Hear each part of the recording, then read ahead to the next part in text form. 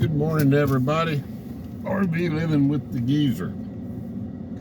And yeah, I'm just getting my camera in the holder there. And we'll cruise through Main Street. And I just went to Stone Village, being Wednesday. I was gonna meet my buddies and have a hot dog, and I knew something was wrong when I pulled up out front, because my one buddy is there religiously every Wednesday and Saturday, like at 11. He's getting his hot dog first. His car wasn't there, so I said, uh-oh. Then I walk around, and they got a blackboard out front by the front door that tells you about the specials. And my buddy Cliff, that runs that place, more or less, he's always up on his putting the stuff on the blackboard. Well, there was something different out there. Don't even remember what it was. So I went in, and he hollered at me.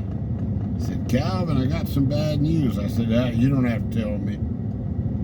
So I said, "Well, what's the deal? You gonna have them again Saturday?" And we don't know. The order didn't come in. So I said, "Man, I hope it's not like the toilet paper deal after the pandemic thing. That wouldn't be good if they have a hot dog shortage." He said, "Well, the ballparks get first dibs on them, you know." I said, "Yeah." And then they end up charging $17 for one. So, oh no hot dog today. So what am I gonna do? All right, I guess I go home and fix a sandwich. But yeah, I want to do just a little talking video here. This phone's bouncing around a little bit in my holder. Get out here on a road where there's not much traffic, which just about all of them around here, you know. But a couple of y'all have emailed me and asked me, you know, I keep talking about this Class C and everything. He asked me, "Why don't you buy Rusty's? You know, he's dropped it another 5,000 and 55,000. Well, you got to really be realistic with yourself, and you got to be honest with yourself. If I was to, my number right now is 50,000, and that would be putting. I crunched all the numbers. I would actually, if I did that, I would have to. I really couldn't even do it at 50. Because I've got about $8,000 to put down on it, and at the bank they told me if I borrow $40,000 for 8 years, they're at 8%. If you do it on auto pay, then my payments would be like $600 a month. Folks, that would be really stretching it for me to do that. And of course, I'd have to sell my trailer right away, you know. So I said, "Geezer, you got to be real about this. The one thing you don't want to do is put yourself in any type of bind. I'm not going to do that. I've been there before, and I don't like it." So I think. Even my buddy's RV he's got out here, JJ's, you know, he was asking 53, and he said he'd work with me, but I don't think he could work with me enough to make it feasible like right now. So, and I told him after the first of the year I'm supposed to be getting a little stipend on one of my retirement deals in September.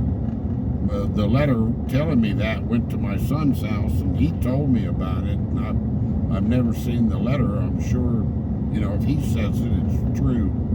So that would be a chunk of change that was going to go straight into my savings for the RV. But there's no rush, you know. If it works out I'm sure if I really save up my bucks, I'm sure this time next year, or even maybe a little earlier than that, I'd be able to do it. But the second thing that ties into all this is you always got to have a plan B. You got to have something else. And a couple people have commented too, well, when you go up for several months, which I'm definitely doing that in March. I'm going back to my son's for several months. And I was thinking, well, I'll just pull, this truck will pull it. I'll just take my trailer back. Because I don't want to put a girl out of their bedroom for 2 months. That wouldn't be fair where they have to bunk up with the sister. I'm not going to ask them to do that. But a couple of people commented, well, how about just staying in your son's RV? And, I've thought of that. And I haven't run that by him yet. So that could be a definite possibility. I could buy, his is longer than mine, and where we had mine parked right next to the house hooked up, it was under those tree limbs, for one thing I didn't like. And, you have to park right there to get to the electricity, the 30 amp plug. They do make you can get like a 75-foot extension for those cords. So with his, we could put it on the other side of that tree and away from where the limbs are, and probably be just fine. I'm going to look at that area when I go up in September. I'm just taking my pickup then. But I don't know how many of y'all stuck through me up to this point, stuck with me up to this point, because, a lot of y'all, this video right here will they show you how long you retain people's viewing time, This will probably be pretty short, because you'll say, hey, we don't care about what this guy's talking about, his budget and his plans and all this. So but I'm sure a few of y'all will stick with me. So thank you, the ones, my regulars. But I'm gonna get to a wide place in the road and close this down. But yeah, two things. You got to be honest with yourself, where you don't put yourself in a bind, and you got to have a plan. You got to have another plan, and I mean on everything. I've got a plan. I've gone through on thinking and just sitting inside my trailer, like my appliances. What would you do if your stove went out? There was a wide spot, but I was talking too much. What would you do if your stove? Okay, I got a plan. I could handle that. What would you do if your refrigerator? Well, my refrigerator went out on my StarCraft, and it was going to be $500 to fix it. I just went and bought an apartment size, ran off 110, and I was fine. And actually, my son gave that refrigerator to the people that bought the trailer, and they bought the trailer with the other one broken. That was no problem, because we had it priced. We took that into consideration. It's just like when I sell my Jayco, that couch that I have in there, the material on it was so thin, Blanca wasn't scratching on it or anything. That's not what ruined all the upholstery. It's like paper. It's like thinner than paper. But what I do on the Jayco, I would sell it for, I would take that into consideration, that they're going to have to get a new seating type of arrangement or have that recovered, which would be several $100s. But that's just the way you're fair with people, So anyway, just if you get anything out of this one, it's just I'm trying to talk about being honest with yourself. Sometimes that's hard to do, it's easier to be honest with others than to be honest with yourself sometimes. And then the second thing is just always have a plan, you know. So, oh, I know where I'll turn around. I'll turn around up here at the Point of Rocks. There's a wide spot, but I'll just ride down there and see if it looks like anybody's camping there. So, yeah, I don't know how long this has been going. I don't have my glasses on. But, got a good talking. What it was Rusty called those roads around Brackettville, that one road that doesn't have any traffic on it, calls it his talking road. But yeah, everybody was saying, hey, old Rusty dropped on his price. Well, it's still not doable for me. That RV he has would be just about perfect. That's just about what I'm looking for right there. And I like the fact too that it's on it's just the floor plan in it is pretty nice. You know, the way it's laid out. So, well, I thought Point of Rocks was right by that mountain. It's further out here than I thought.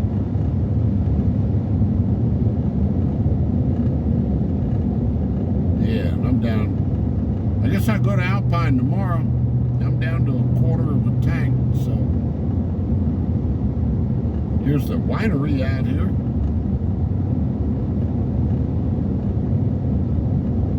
Chateau Wright. No relation. Oh yeah, Point of Rocks it's down there where that grove of trees. I don't know if y'all can see that grove of trees. What else have we got to do except take a little ride? I got plenty of gas to make it to Alpine tomorrow. Might as well check out and see what's out here. Yeah, one of these days I'm going to go out to Bloy's camp here. It's just down the road from here on the left. It's across from that crow's nest where we went that time.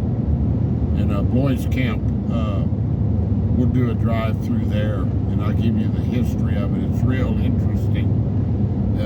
They have a camp out there. It may be over now, but it's the first part of August every year. And it's a church camp. But I don't want to go out there when kids are there. You know, it's just not a good idea. So, picnic area, 1 mile. That's where we're going. And then we'll shut this video down.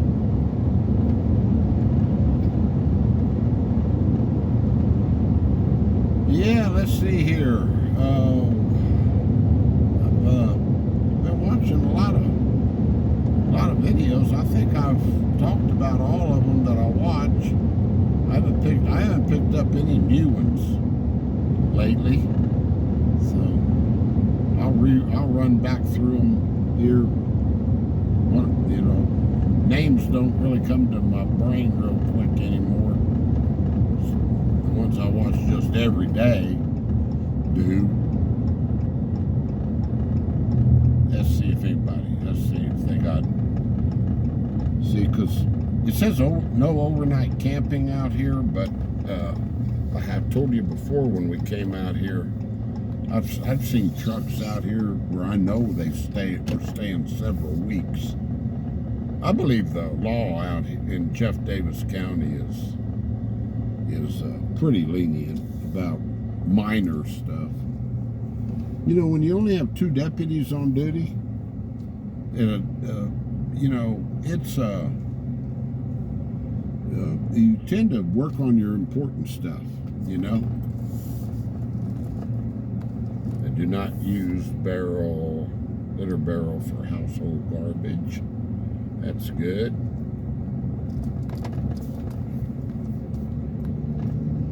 This should be a peaceful place to spend the night. boondock. Of course, there's no hookups out here. Let's see, I'll give you a good shot of something here.